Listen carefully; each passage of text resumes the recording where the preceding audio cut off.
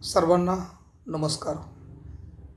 वर्ग 12वी वाणिज्य, विषय सचिवाची कार्यपद्धती, लेक्चर आहे. यामध्ये अभ्यासक्रमाची ओळख, वर्ष 2021 आणि 22.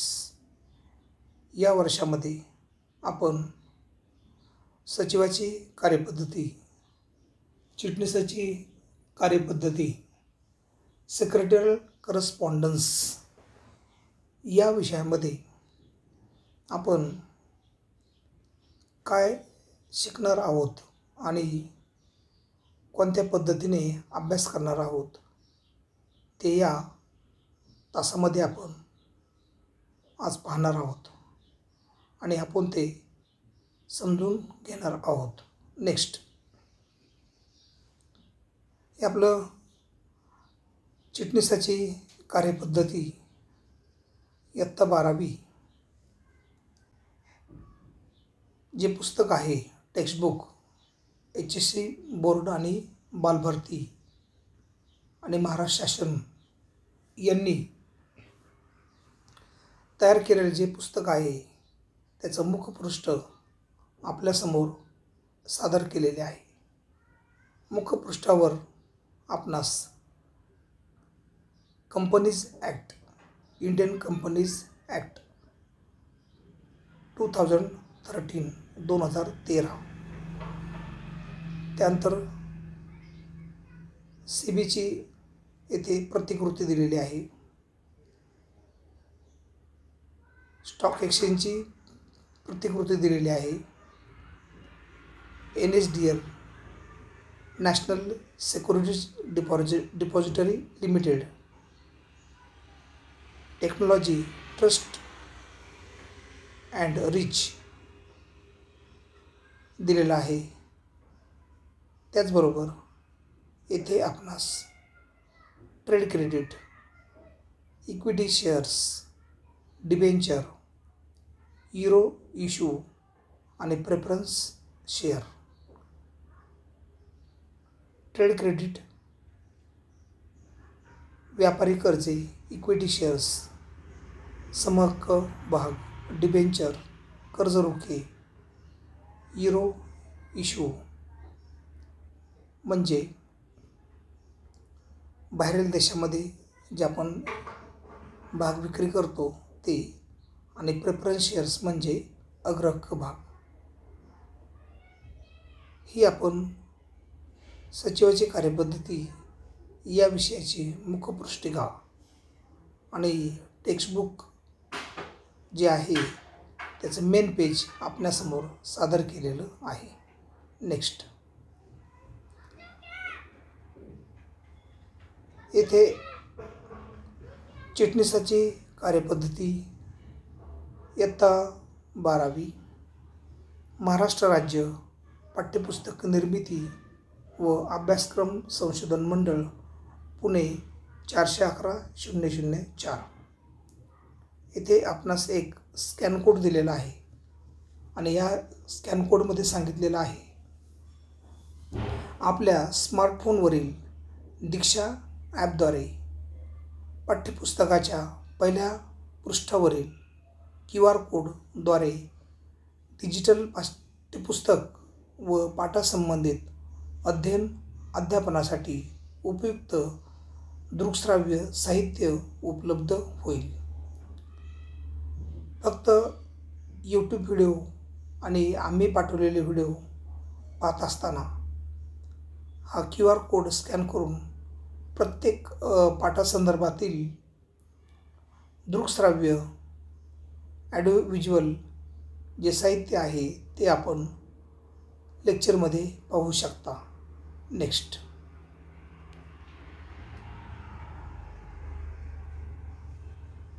इयत्ता 12वी वाणिज्य, चिटणीसाची कार्यपद्धती, सचिवाची कार्यपद्धती यामध्ये एकूण 12 प्रकरणे अभ्यासणार आहोत आणि या 12 प्रकरणामधून आपणास काही ॲप्लिकेशन्स, स्किल्स अंडरस्टँडिंग्स आणि ॲबिलिटी हे या 12 प्रकरणामधून आपणास प्राप्त होणार आहे.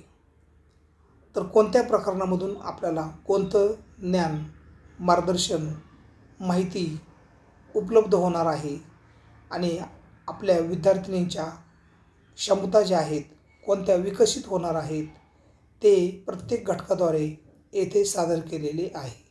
आणि म्हणून घटक व क्षमता विधान आपल्यामध्ये काय क्षमता निर्माण होऊ शकते, कोणत्या प्रकरणामधून काय क्षमता आपल्या विकसित होऊ शकतात ते आपण या प्रकरणामध्ये पाहणार आहोत.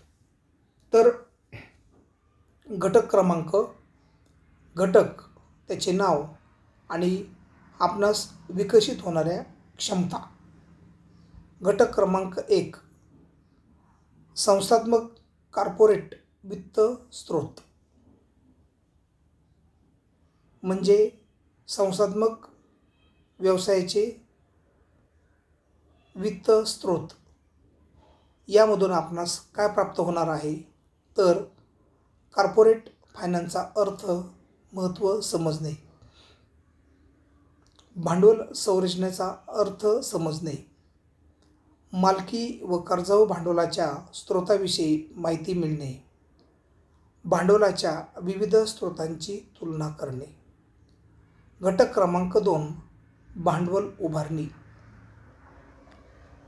व्यवसायामध्ये भांडवल उभारणी, कॅपिटल रेझिंग या घटकाद्वारे आपणास काय प्राप्त होणार, तर भाग, कर्ज रोखे वाटप आणि सार्वजनिक ठेवी स्वीकारणे यासंबंधी तरतुदी व कायदेशीर आणि त्याचबरोबर त्याची कार्यपद्धती समजणे.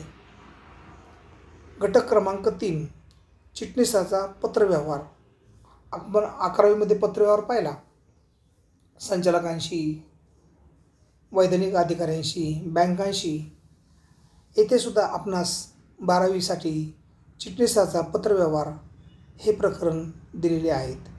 यामध्ये आपले काय क्षमता विकसित होणार आहे, तर यामध्ये सभासद, कर्जरोखेधारक, ठेवीदार यांच्याशी पत्रव्यवहाराचे संज्ञापनाचे कौशल्य विकसित होते. घटक क्रमांक 4, भागपिढी पद्धती. डिपॉझिटरी सिस्टीम, डिजिटल शेअर्स, प्रतिभूती, कर्जरोखे, गुंतवणूकची दस्तऐवजे ही आपण डिजिटल संगणकामध्ये ठेवू शकतो. आणि या घटकाद्वारे आपणास भागपिढी पद्धतीचा अर्थ व महत्त्व समजणे, भागपिढी पद्धतीतील समाविष्ट घटक ज्ञात होणे, भागपिढी पद्धतीची कार्यपद्धती अवगत होणे. घटक क्रमांक 5, लाभांश व व्याजाचे वाटप. भागावर लाभांश आणि गुंतवणुकीवर कर्जरोख्यावर व्याज. तर लाभांश व व्याजाचे वाटप या घटकाद्वारे आपल्या विद्यार्थ्यांच्या काय क्षमता विकसित होणार आहेत, तर लाभांश आणि व्याज या संकल्पना समजणे, अंतरिम व अंतिम लाभांश यामध्ये तुलना करणे, लाभांश स्रोत, लाभांश जाहीर करणे, वाटप करणे यासंबंधी तरतुदींचे आकलन आपणास या घटकाद्वारे अभ्यासक्रमाद्वारे होणार आहे. नेक्स्ट, त्यानंतर घटक क्रमांक 6, वित्तीय बाजार, फायनान्शियल मार्केट हे आपणास अभ्यासण्यासाठी मिळणार आहे. आणि आपला विद्यार्थी हा वित्तीय बाजार यासंबंधी ज्ञान प्राप्त करणार आहे. तर यामध्ये विद्यार्थ्याच्या काय क्षमता विकसित होऊ शकतात, तर वित्तीय बाजाराचा अर्थ समजणे, वित्तीय बाजाराचे प्रकार ज्ञात होणे, वित्तीय बाजारातील विविध साधनांची ओळख होणे, भाग बाजाराचा अर्थ व कार्य समजणे, बॉम्बे स्टॉक एक्सचेंज व नॅशनल स्टॉक एक्सचेंज विषयी माहिती मिळणे, भाग बाजारासंबंधी विविध संज्ञा समजणे आणि भांडवली बाजारातील सेबीची भूमिका समजणे असे विविध माध्यमातून आपणास सचिवाची कार्यपद्धती या प्रकरणामधून क्षमता ॲबिलिटी आपल्या विकसित होणार आहेत. आणि म्हणून सचिवाची कार्यपद्धती या विषयाचा अभ्यासक्रम हा दैनंदिन घरापासून ते व्यापार, कंपन्या, देश विदेश, आंतरराष्ट्रीय स्वदेशी व्यापार या संबंधीचा भाग यामध्ये आपण अभ्यासणार असल्यामुळे दैनंदिन जीवनाशी सचिवाची कार्यपद्धती आणि आपल्या करिअरशी निगडीत हा अभ्यासक्रम बोर्डाने दिलेला आहे. तर हा एक महत्त्वपूर्ण अभ्यासक्रम आहे आणि या 12 प्रकरणामधून आपणास कौशल्य, ज्ञान, समजण्याची वृत्ती यामध्ये विकसित होऊन विद्यार्थी आपल्या करिअरमध्ये पुढे जाऊ शकतो. आणि म्हणून आपण आता सन 2020, सन 2021 आणि 22 या वर्षामध्ये आपण 12वी मध्ये सचिवाची कार्यपद्धती, सेक्रेटरियल करस्पॉन्डन्स SP या विषयामध्ये आपण खालील अनुक्रमेद्वारे प्रत्येक प्रकरण सविस्तर अभ्यासणार आहोत.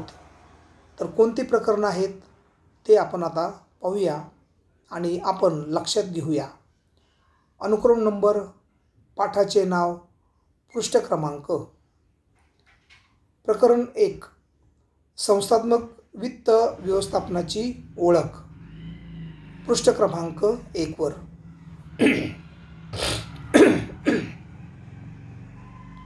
2, संस्थात्मक वित्त व्यवस्थेचे स्रोत, पृष्ठ क्रमांक 13.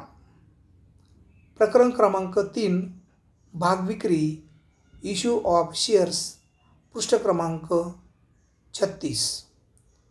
प्रकरण क्रमांक 4, कर्जरोखे विक्री, इश्यू ऑफ डिबेंचर, पृष्ठ क्रमांक 64. प्रकरण 5, ठेवी, डिपॉझिट, पृष्ठ क्रमांक 76. प्रकरण क्रमांक 6, सभासदांशी पत्रव्यवहार, पृष्ठ क्रमांक 90. प्रकरण क्रमांक 7, कर्जरोखे धारकांशी पत्रव्यवहार, पृष्ठ क्रमांक 101. प्रकरण 8, ठेवीदारांशी पत्रव्यवहार, पृष्ठ क्रमांक 113. प्रकरण 9, भागपेढी पद्धत, पृष्ठ क्रमांक 123. प्रकरण 10, लाभांश आणि व्याज, पृष्ठ क्रमांक 139. प्रकरण 11, वित्तीय बाजार, पृष्ठ क्रमांक 153. प्रकरण 12, भाग बाजार, पृष्ठ क्रमांक 165 आणि उत्तर सूची जोडीला दिलेली आहे, पृष्ठ क्रमांक 175. तर या पद्धतीने एकूण 12 प्रकरणे आहेत. प्रकरण 1, संस्थात्मक वित्त व्यवस्थापनाची ओळख. प्रकरण 2, संस्थात्मक वित्त व्यवस्थेचे स्रोत. प्रकरण 3, भाग विक्री. प्रकरण 4, कर्जरोखे विक्री. प्रकरण 5, ठेवी. प्रकरण 6, सभासदांशी पत्रव्यवहार. प्रकरण 7, कर्जरोखे धारकांशी पत्रव्यवहार. प्रकरण 8, ठेवीदारांशी पत्रव्यवहार. प्रकरण 9, भागपेढी पद्धती. प्रकरण 10, लाभांश आणि व्याज.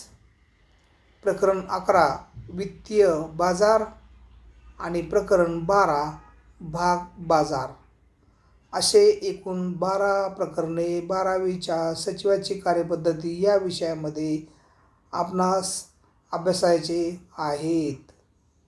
तरी प्रत्येक टॉपिकचे व्हिडिओ, प्रत्येक तासाचे व्हिडिओ तास हे आपण काळजीपूर्वक ऐकणे, पाहणे, नंतर अभ्यासणे, नंतर स्वाध्याय, त्याचे नोट्स आणि त्याचं वाचन आणि त्याचे मुद्दे सुदरित्या अभ्यास करणे हे आपले कर्तव्य राहणार आहे. तर हा आपला 12वीचा सचिवाची कार्यपद्धती या विषयाचा अभ्यासक्रम सिलेबस आपणासमोर सादर केलेला आहे. 12वीचं आपलं मूल्यमापन कशा पद्धतीने असतं तर त्यामध्ये लेखी परीक्षा जी आहे, लेखी परीक्षा, तर लेखी परीक्षा ही आपली 80 गुणांची आहे आणि ॲप्लिकेशन बेस टेस्ट ही 20 मार्काची आहे. तर अशा पद्धतीने आपलं 100 गुणांचं मूल्यमापन या वर्षामध्ये असणार आहेत. या अभ्यासक्रमासंबंधी काही सूचना एक सन 2021-22मध्ये कोणताही अभ्यासक्रम कमी केलेला नाही. प्रकरण 2 पूर्ण पॉईंट नंबर 2 12 प्रकरणे पूर्ण अभ्यासावायचे आहेत. 3 सूचना नंबर 3 आलेले व्हिडिओ तास काळजीपूर्वक पाहणे आवश्यक आहे आणि त्याच्या नोट्स आणि स्वाध्याय आणि त्याचे वाचन हे करणे आवश्यक आहे. काही कालावधीकरिता ऑनलाईन लेक्चर्स पाठविले जाणार आहेत. त्यामुळे आपलं मोबाईल डिव्हाइस आणि त्याचं नेट पॅक असणे गरजेचे आहे आणि प्रत्येक तास 2 ते 3 वेळा सचिवाची कार्यपद्धतीचा ऐकणे आवश्यक आहे. त्याचबरोबर लेखी परीक्षा 80 गुणांची असल्यामुळे आणि ABT test application base test पायाभूत चाचणी परीक्षा 20 गुणांची असल्याकारणाने हा पेपर 100 गुणांचा 3 तासांचा दिलेला आहे आणि सूचना पुढील जी आहे ती यामध्ये एकूण 8 प्रश्न प्रश्नपत्रिकेमध्ये दिलेले असतात. तर त्याचे प्रश्नपत्रिकेचे स्वरूप आपणास नंतर सादर केले जाईल, सांगितले जाईल आणि त्याप्रमाणे आपण आपली ॲक्टिव्हिटी ही कंटिन्यूअस चालू ठेवायची आहे.